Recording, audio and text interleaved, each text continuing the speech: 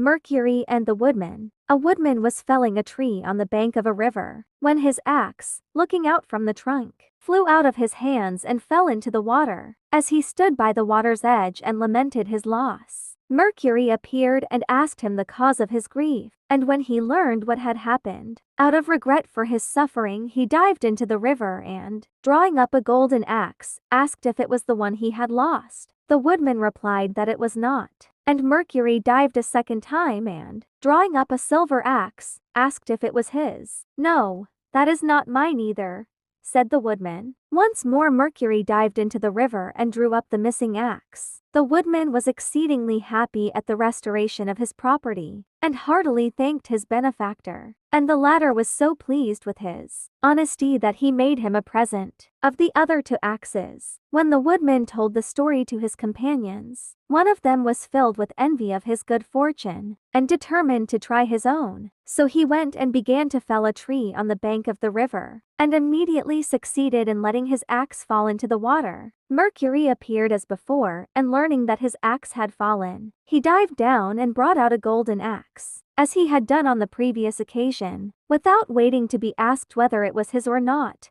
the man cried out, "This is mine!